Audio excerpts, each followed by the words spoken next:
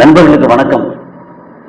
இன்னைக்கு ஈரான் ஹர்மோஸ் இதில் ஒரு முக்கியமான விஷயத்தை நம்ம உலகத்தின் என்ன சொல்கிறது அதிபர் அப்படித்தான் சொல்லணும், அமெரிக்காவோட ஒரு கிறுக்கு அதிபர் அவர் முக்கியமான விஷயத்தை ஒன்று சொல்லியிருக்கிறாரு. அது என்ன அப்படின்னா, அது சீனாவை பாதிக்கும், இந்தியாவை பாதிக்கும், உலகத்தில் அவ்வளோ பேரையும் பாதிக்கும் அப்படிங்கிறது. இங்கே மட்டும் இல்லாமல் அரபு நாடுகளை பாதிக்கும், ஈரானை பாதிக்கும், எல்லாத்தையும் பாதிக்கும். அப்போ என்ன சொல்லியிருக்கிறார் அப்படிங்கிற ஒரு முக்கியமான விஷயத்தை பேச போகிறோம். அது போக பேச்சுவார்த்தை என்ன ஆச்சு அப்படின்னு எல்லாருக்கும் உங்களுக்கு தெரிஞ்சிருக்கும், ஏற்கனவே வேறு சேனலில் பேசியிருக்கோம். ஸோ பேச்சுவார்த்தை என்ன நடந்துச்சு என்னது சின்ன ஒரு விஷயம். அதெல்லாம் போக இஸ்லாமாபாத் அங்கே நிலைமை என்ன, அதுக்கப்புறம் அரபு நாடுகள் என்ன நினைக்கிறாங்க, இப்போ நமக்கு என்ன ஆக போகுது அப்படின்னு ஓவரால் ஒரு கலந்து கட்டி ஒரு தகவல்களை இப்போ எல்லாத்தையும் இப்போ பேச போகிறோம். நான் கசாலி டிகோர்ஸ். இது உள்ளூர் அரசியல், உலக செய்திகள், சினிமா, சமுதாய கருத்துக்கள் அனைத்தையும் விருப்பு இல்லாமல், சார்பு இல்லாமல் தகவலோடு கொடுக்கக்கூடிய ஒரு சேனல். உங்களுடைய ஆதரவு லைக் பண்ணி கிளிக் செய்து சப்ஸ்கிரைப் செய்து நண்பர்களுக்கு பகிர்ந்து ஆதரவு தாருங்கள். நன்றி. இப்போ நம்ம முதல் விஷயத்தை என்ன பேச போகிறோம்னா, பேச்சுவார்த்தை தோல்வி. ஏன் தோல்வி?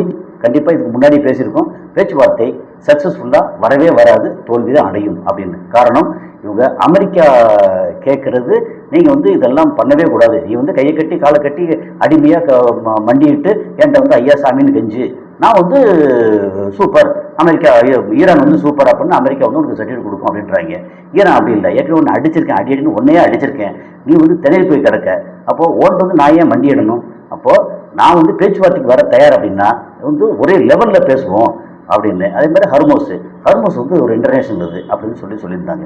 ஸோ இந்த பேச்சுவார்த்தையில் அவர் ஜேடி வான்ஸ் ரொம்ப சாஃப்டாக இதாக அங்கே வருத்தத்தோட 21 மணி நேரம் 5 ரவுண்டுங்கிறது நீங்கள் பாரில் போகிற ரவுண்டு இல்லை, இது பேச்சுவார்த்தை ரவுண்டு. ஏன்னா அது காமெடி பண்ணக்கூடாதுங்கிறது தான். ஆனால் இவங்க பண்ணுற விஷயம் பூரா காமெடியாக தான் தெரியுது.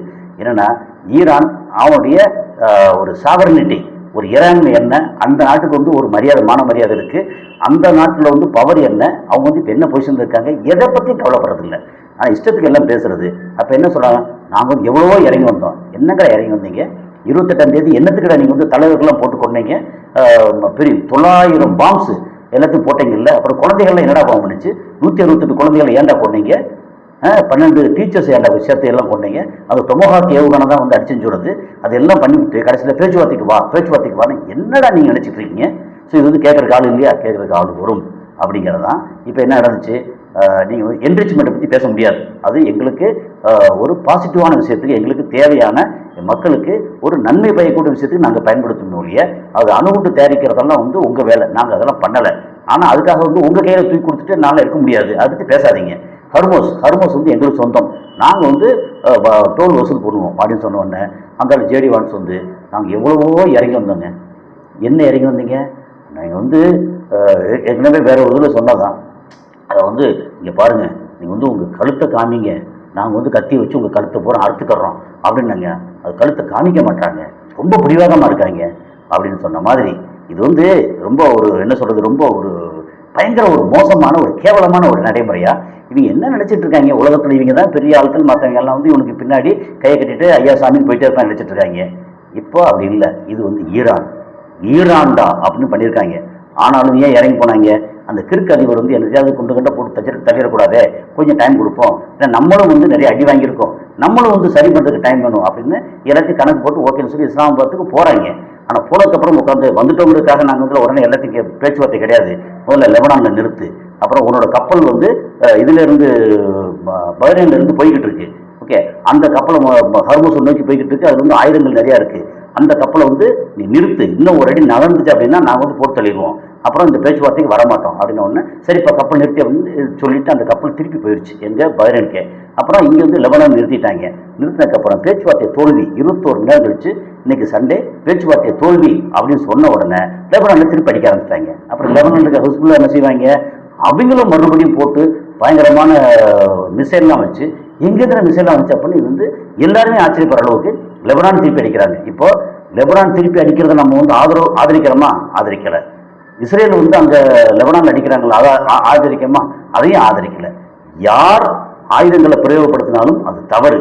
ஓகே, என்னன்னா லெபனான் அந்த இதில் லெபனானில் இருக்கக்கூடிய ஹிஸ்புல்லாவுக்கும் இங்கே இஸ்ரேலுக்கும் என்ன ஒரு பிரச்சனை அப்படிங்கிற விஷயத்தை நம்ம லேசாக சொல்லிட்டோம்னா அது கொஞ்சம் புரிஞ்ச மாதிரி இருக்கும். ஏன் வந்து ஹிஸ்புல்லாவை இஸ்ரேல் வந்து இவ்வளோ வெறுக்கிறாங்க அப்படின்னா, அங்கே இஸ்ரேலோட வடக்கு பக்கம் அப்புறம் வந்து அங்கே ரித்தானியா ரிவர்னு ஒரு ரிவர் போகுது. அந்த ரிவருக்குன்னு என்ன? தண்ணி. உலகத்தில் 3ஆம் உலக போர் தண்ணீருக்காகத்தான் வரும் வந்து ரொம்ப நாளாக சொல்லிட்டு இருக்காங்க. ஏன்னா நமக்கு வந்து தண்ணீர் முக்கியம். அங்கே வந்து டீசல்னேஷன் பிளான்ட்ல தான் இது வந்து இஸ்ரேலுக்கு தண்ணீர் கிடைச்சிக்கிட்டு இருக்கு. இந்த ரிவர் வரைக்கும் நம்ம கொண்டு போய் கையகப்படுத்திட்டோம்னா அந்த ரிவர்லேருந்து வர்ற தண்ணி உண்மையிலேயே இஸ்ரேலுக்கு அவ்வளோ விஷயத்துக்கு வந்து ரொம்ப பக்கபலமாக இருக்கும். அவங்களோட அக்ரிகல்ச்சராக பெரிய நிலம் கம்மியாக இருந்தால் கூட அவங்க இருக்கக்கூடிய அக்ரிகல்ச்சராக இருக்கட்டும், அதுக்கப்புறம் அவங்களுக்கு குளிக்கிறதுக்கு குடிக்கிறதுக்கு எல்லாத்துக்கும் வந்து அந்த தண்ணி வந்து ரொம்ப பக்கபலமாக இருக்கும். ஆனால் அந்த ரிவரை நோக்கி அவங்க படையில் கொண்டு போய் அந்த ரித்தானியா ரிவருக்கும் அப்புறம் வந்து இந்த லெபனான் எல்லை அது சில கிலோமீட்டர் தான். அதுக்கு இடையில இவங்க உட்காந்துட்டு, அதாவது தெற்கு லெபனான்ல இவங்க வந்து ஹிஸ்புல்லா உட்காந்துக்கிட்டு இஸ்ரேலை வந்து அடின்னு அடிக்கிறாங்க, நகரவே மாட்டுறாங்க. இது எப்போ தெரியுமா? கடந்த 25 வருஷத்துக்கு மேலே. அப்போ இவங்க ஹிஸ்புல்லா இருக்கிற வரைக்கும் நம்மளால இங்கே ஒன்றும் பண்ண முடியாது அப்படின்னு என்னென்னமோ ட்ரை பண்ணி பார்க்குறாங்க. அப்புறம் வந்து ஆட்சி மாற்றம் வரைக்கும் பண்ணி பார்த்தாங்க, ஆனால் ஒன்றும் நடக்கலை. இப்போ வரைக்கும் இன்னைக்கு வரைக்கும் அடிச்சுக்கிட்டு இருக்காங்க ஹிஸ்புல்லா. அப்போ அந்த ஹிஸ்புல்லா வந்து நம்ம பாராட்டத்தான் செய்யணும். நீங்கள் வந்து பொதுமக்கள் அடிக்கல, இப்போ வரைக்கும் வந்து முக்கியமான இடங்கள்லாம் அடிச்சுக்கிட்டு இருக்காங்க. அமெரிக்கா மாதிரியோ இஸ்ரேல் மாதிரியோ பொதுமக்கள் வாழ்கிற இடமோ ஸ்கூல் பிள்ளைகள் இருக்கிற இடமோ ஆஸ்பத்திரியோ அங்கெல்லாம் பெருசாக அடிக்கலை.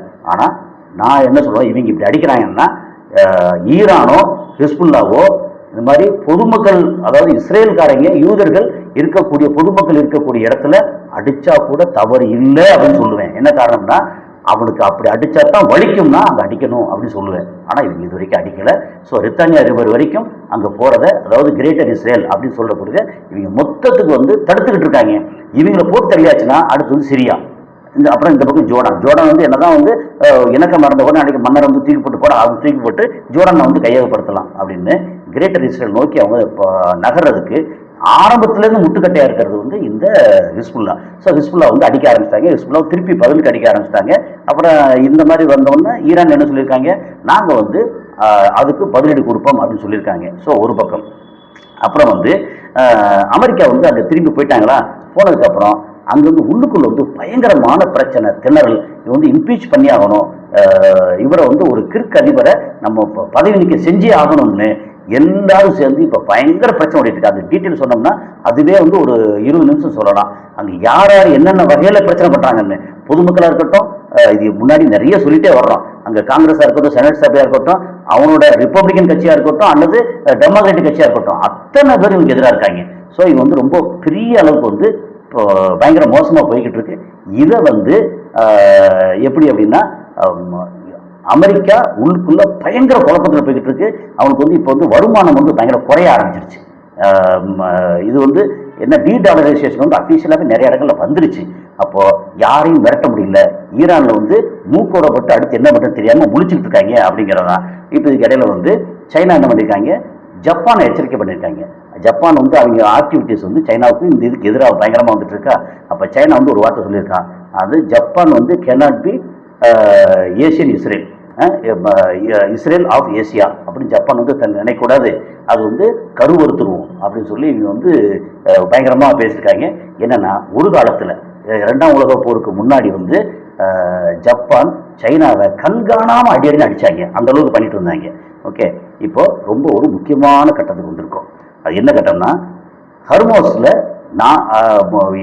நாங்கள் வந்து அடிப்போம்னு என்ன சொல்லி பார்த்தாங்க, நீ வா வந்து பாருன்னு சொல்லி ஈரான் வந்து அமெரிக்காவுக்கு சவால் விட்டாங்க. இப்போ அமெரிக்கா வந்து ஒரு முக்கியமான ஸ்டெப்ஸ் எடுத்திருக்காங்க.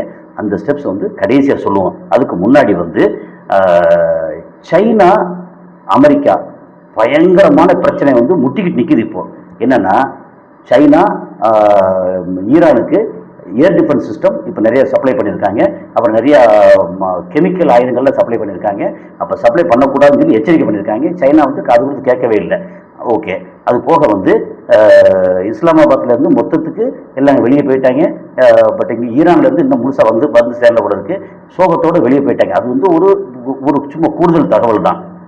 ஓகே, இப்போ வந்து என்ன ஒரு முக்கியமான விஷயம்னா, அமெரிக்கா என்ன பண்ணுறாங்க, ஹர்மோஸ் இருக்கு இல்லையா, அதில் யாராவது வெளியிலேருந்து உள்ளே போனாலோ உள்ளேருந்து வெளியே வந்தாலோ நாங்கள் வெளிப்பக்கம் நின்று எல்லாத்தையும் அடிப்போம். அதாவது எங்களுக்கு கிடைக்காத, எங்கள் கையில் கிடைக்காத இந்த ஹெர்மோஸ் வந்து யாருக்குமே கிடைக்கூடாது.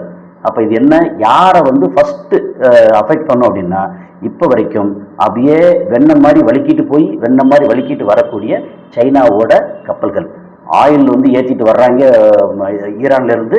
அப்புறம் ஈரானுக்கு பலவிதமான மெட்டீரியல் கொண்டு போய் சேர்க்குறாங்க. அது வந்து ஒரு நாளைக்கு வந்து 15, 16, 20 கப்பல்கள் வந்துக்கிட்டு இருக்கு. அப்புறம் இந்தியாவுக்கு வந்து அப்பப்போ கொஞ்சம் கொஞ்சம் வருது. எல்லாம் சேர்த்து ரொம்ப பெருசாக இல்லை, அதிகமாக வந்துட்டு இருக்கு. அந்த கப்பல்கள் எல்லாத்தையும் நீங்கள் வந்து உள்ளே வந்து அடிக்கிறீங்கல்ல, நாங்கள் வெளியே நின்றுக்கிட்டு ஹர்மோஸ் நோக்கி எது போனாலும் நாங்கள் அடிப்போம் அப்படின்னு இருக்காங்க. அவன் அங்கே இருக்கான், எது அமெரிக்கா. இந்த எல்லைகள் இங்கே வந்துட்டு யார் உள்ளே போனாலும் நாங்கள் அடிப்போம் அப்படின்னு சொல்லி இப்போ புதுசாக ஒரு பிரச்சனை கிளப்புறான். இந்த பிரச்சனை வந்து ஸ்ட்ரைட்டாக யாருக்கும் பிரச்சனைன்னா அமெரிக்கா சைனா. அப்போ 2 பேரும் நீயா நானா.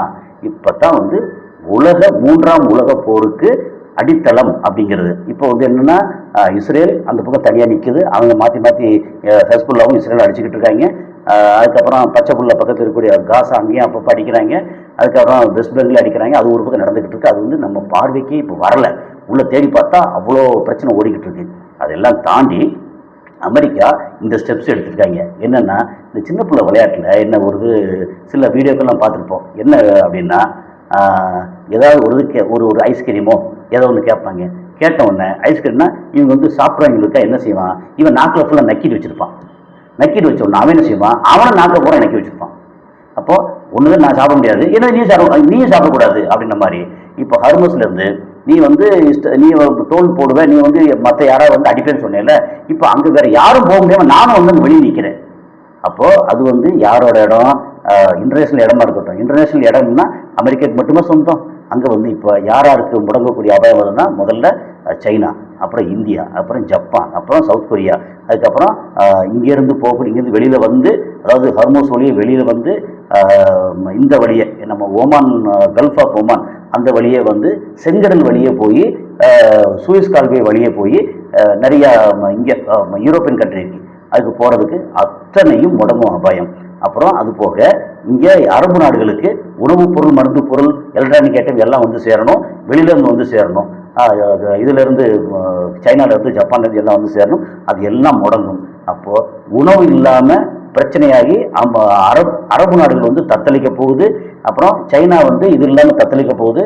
வெகு சீக்கிரம், என்னைக்கு ஆகப்படும் தெரியல, வெகு சீக்கிரம் உலகம் முடங்கும் அபாயம். அதுக்கப்புறம் அமெரிக்காவுக்கு எதிராக உலகமே திரண்டு அவனை அடிக்க போகிறாங்களா, அல்லது உலக யுத்தம் மூல போகுதா, என்ன பண்ண போகிறாங்க அப்படின்னு தெரியல. அப்போ அமெரிக்கா வந்து என்ன திமிரு தெனாவட்டு இருந்தால், அங்கே நீங்கள் வந்து கல்ஃபில் வந்து நான் இங்கே நிற்பேன், நான் அடிப்பேன், யார் வந்தாலும் போனாலும் அடிப்பேன் அப்படின்னு சொன்னால் அது எவ்வளோ திமிரு தெனாவட்டு. அப்போது அமெரிக்காவுக்கு கெட்ட காலம், அமெரிக்காவோட அழிவு பெரிய அளவு நெருங்கிருச்சு அப்படின்னு சொல்லலாம். ஸோ இது வந்து என்ன நடக்க போகுது என்னன்னு தெரியல.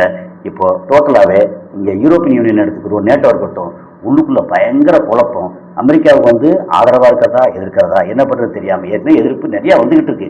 இதெல்லாம் தாண்டி இப்போ ஃப்ரான்ஸு அவன் வந்து அவனுடைய ஹேண்ட்லிங் பார்த்தா அது ஒரு மாதிரி இருக்குது. ஏன்னா லெபனானில் வந்து ஃப்ரெஞ்சுக்காரன் நிறையா இருக்காங்க, அவனோட ஆதிக்கம் நிறையா இருக்குது. ஆனால் இஸ்ரேல் அடிச்சுட்டு இருக்காங்க.